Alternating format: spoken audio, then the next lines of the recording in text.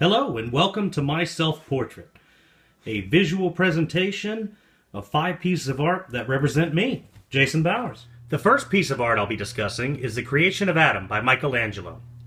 This is a fresco, and it was painted between 1511 and 1512. This was a piece of art that was created to adorn the ceiling of the Sistine Chapel, and it is in fact one of the most imitated pieces of art on the entire planet. This piece symbolizes the transference of the divine spirit between God and Adam.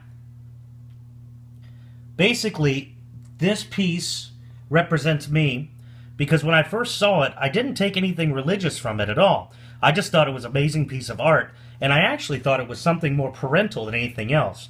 I thought it was basically an idea of parents passing on knowledge and wisdom to their children and guiding them.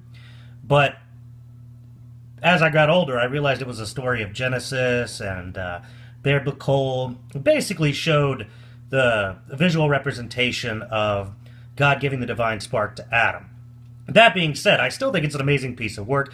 I enjoy the balance. I enjoy the blank space in the middle and how your eye is immediately drawn to the hand of God as it touches Adam. It's pretty amazing. I like the idea that God and Adam are seen as almost equals here. God is actually above Adam, but they're almost on a normal field, so it gives you the sense that Adam is something that was created to be nearly not equal to God, but something very close to his own image. And I like that idea. I like that this piece shows power, and it shows beauty, and it has a great sense of balance. And I actually like this piece so much that whenever I see a cool revisioning of it, I'm usually tempted to buy it. I bought this one a couple weeks ago from a local artist at the comic book store, and this is the same picture but done with the Transformers, Optimus Prime, and the guys who I guess created him. So still kind of cool, very balanced. Still what I love about the painting represented with different... The next piece of art I'm going to discuss is called Living Still Life or Still Life Fast Moving, painted by Salvador Dali. It's oil on canvas, and it was painted in 1956. And here it is right here.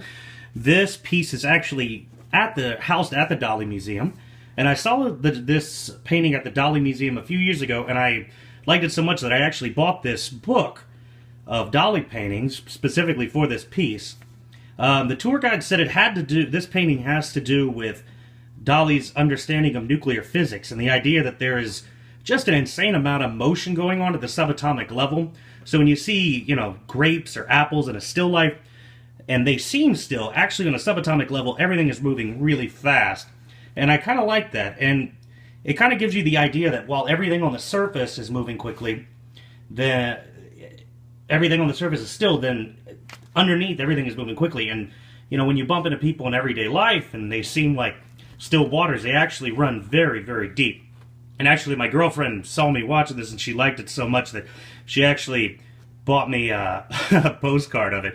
Oh, and here it is with my dog right there. So, I liked it. I was drawn into it pretty much right away. And the social angle of this piece is the struggle between life and death.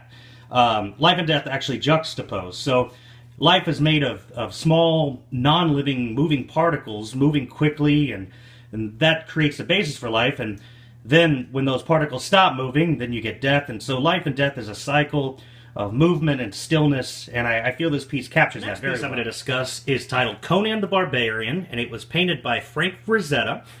It is oil on canvas, and it was painted between 1965 and 1966. And Conan the Barbarian, like a lot of Frank Frazetta's pieces, are very stylized. They feature stylized men and women and very strong poses, and they're all about power and strength. And basically, Frank Frazetta began as a comic artist and transitioned into fantasy art.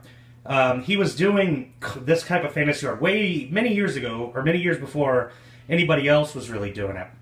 And the social issue here is the perseverance of human will and hard work to achieve goals, as well as the destruction of class and race in the name of social independence. So basically, Conan stands on a pile of his enemies, achieving victory, and he did it all through sheer force of will.